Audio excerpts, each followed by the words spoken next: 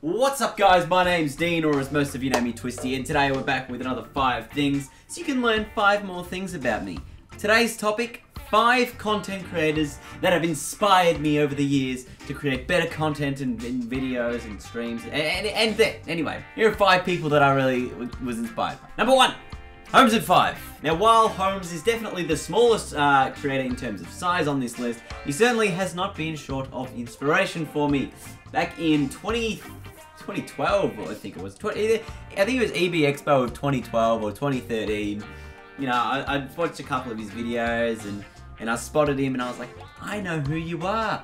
Anyway, he invited us out for lunch, spent the day together. I was with a couple of my mates there, and you know, he was like, you know, just do it, just do it, do it. And essentially it just kick-started my motivation to do more and more things, and I think I was about 1,500 subs at the time. Then I had a pretty piss poor year, to be fair, when I was in like year 12 and uni and stuff. But you know, all you need is like that one conversation from someone to just spark you to go bada bing. And I still maintain his best video is the one of him, you know, actually making his bed. It's still top quality content. Love it, Holmes. Number 2, the man known as C-Nanners. While a lot of people know who the man Nanners, the Banana Man C-Nanners was probably one of the earliest inspirations for me to actually begin making videos, and I think he was probably one of the first creators that I consistently watched on YouTube. I think that originally when he was doing Call of Duty stuff and then he was doing Minecraft stuff, was really one of the guys who was like, alright, I can relate to this person. They make it funny, it's really cool, and it makes me want to do what that person's doing. So essentially, he was probably the first person where I was like, alright, I feel some sort of connection to you specifically as a creator, and I want to see more from you. And so essentially, he was one of those creators that you're like, okay, yes, I like this guy. And you didn't just like the videos, you liked them. And so you would watch whatever they did because it was them and they were funny. And that's something that I really need to improve upon, I feel. Is that, you know, I need to make all of my content as equal and as good as I possibly can, and I try to put as much effort into each and every single video that I make. Obviously some are going to turn out better than others, and so it's a really tough thing to do, but I try. Okay, I try. Next person or group of people is going to be the Funhouse crew, or formerly the Inside Gaming crew from Machinima. This is the, you know, Adam, James, Lawrence, Bruce, now even Elise in there as well. I hope I didn't forget anyone. Peak. And yeah, these guys from Rooster Teeth, formerly from Machinima, I watch them all the time. Inside Gaming was one of my favorite things to watch. Always could get gaming news. Obviously they did some stuff on the No previously. As well, and their Let's Plays are the most hilarious things I watch, and it's probably the one YouTube channel that I watch every single video from. I don't think there's a single video that I missed. Maybe their podcasts every now and then I don't manage to get onto, but it's a channel that I think they're so funny, they work so well together. I had the pleasure of meeting Adam and Bruce at RTX, not last year, the year before. So I think it was the first RTX in Sydney. And I thought, you know, these guys are really cool, and I was pretty happy that, you know, I got to meet those people who had sort of inspired your content in a way. And yeah, like, it's really cool, and I suppose that was like my fanboy moment. It's like, okay, here are people who I really freaking like, and I just, please like me. Was basically my first impression. If there is a next time, I will do better. Number 4.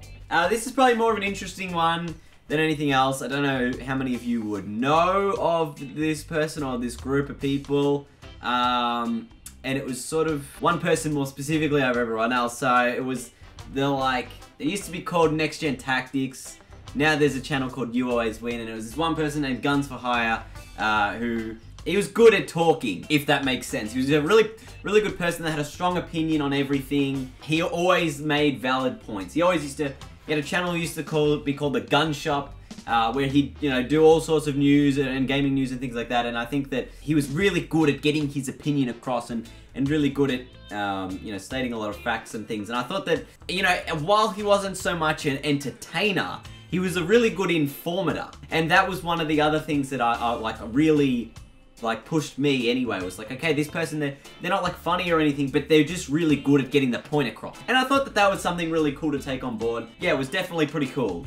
And while it wasn't necessarily like the same type of content as other stuff, they still sort of have that impact on you where it's like, okay, I like this person, so I'm gonna watch because I want to see what they have to say on the matter. So Guns for Hire makes the list of people who inspired me to, you know, make content as the number 4 spot. And now the number 5, number 1 spot, whatever you want to call it, is probably the biggest inspiration, and I think it should be no surprise to many people that it is Good Game. While they were a television show and it's still content creation, like they're still pretty much, while there's like producers and directors and things like that, the hosts still have majority of the say of what they actually need to do on the show. Because it's them presenting it, it's their version of events. And obviously you had Barjo, you had Junglist, you had Hex, you've got Nick as well now, and they're on screenplay. But, you know, they're just really good people at creating content and creating something that's funny, informative, and a good opinion of something as well. And I think that that was the best thing from Good Game, was they were just likable people as well, and they presented in a really good manner.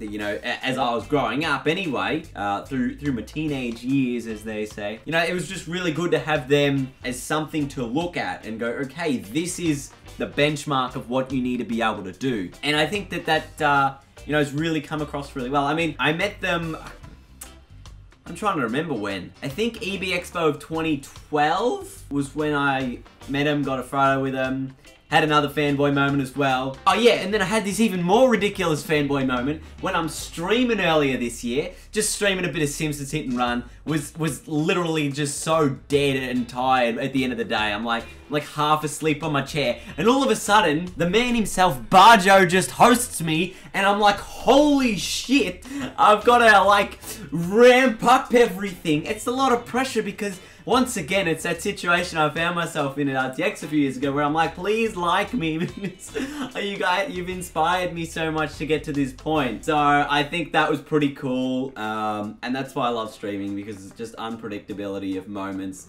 and things that can happen, because it's all live and you don't know what's gonna happen next. Anyway, that is it for my 5 content creators who have inspired me to make better content. Yeah, let me know if you enjoyed this video, leave a big thumbs up. If there are 5 things you want to know about me, let me know in the comments as to what sort of topics I should cover over the next couple of 5 things. But I may already have a few things planned. But thank you guys so much for watching. Leave a huge thumbs up. Till next time, I'll see you guys later. Woo!